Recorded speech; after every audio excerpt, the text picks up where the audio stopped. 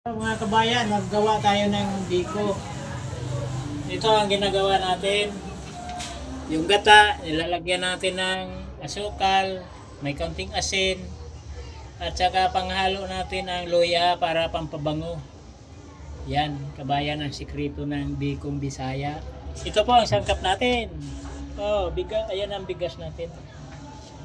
Yan. Pagka naayos na yung latik natin, saka natin ihalo.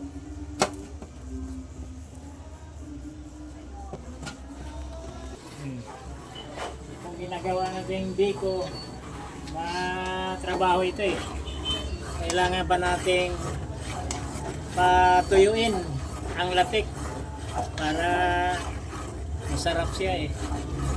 Kung hindi natin ang gagawin, malapsa ang resulta, mabasa. Ang biko kasi kailangan talaga malapot, yung hindi siya maghihiwalay. Yan ang sikreto. Kaya ito, tagalan pa ito eh. Haluin pa natin,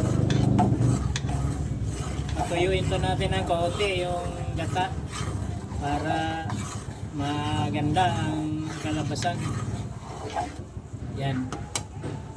Pabayaan muna natin sandali dahil wala pa yang matagal pa yan eh. Kailangan haluin natin yan para hanggang sa matuyo para maganda ang pagkaluto.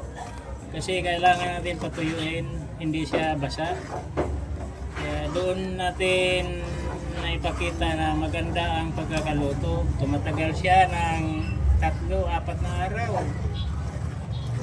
Ganyan ang sikreto sa pagluluto ng biko.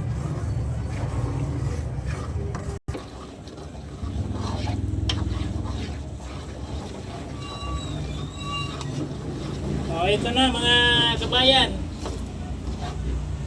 Ito na, ganito na katuyo. Ito ang tinatawag na risiko na siya. Tamang-tama na haluin na ang sinaing natin bigas para masarap. Tingnan mo, mabango.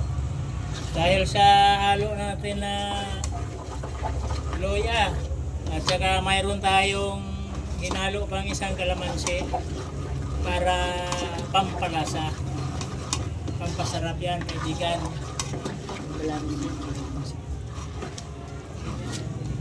Natin ng konti yung apoy kasi magkakaroon ng tutong yung ating latik. Kasi ilalagay na natin ang bigas para maano na siya.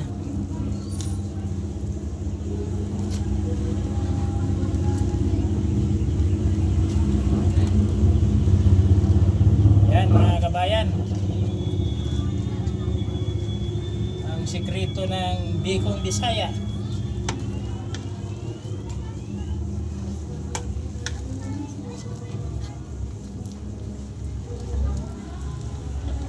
Yan, kailangan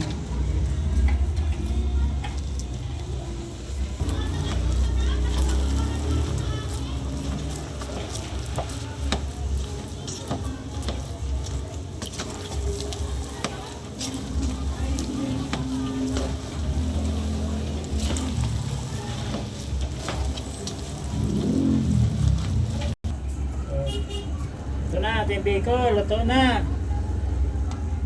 Pwede na tayong kumain para matikman nyo. Ganyan ang biko. Makita nyo ayaw humiwalay. Kaya yan ang masarap. Yan na. Tikman nyo mga kaibigan. Tapos ang ating biko.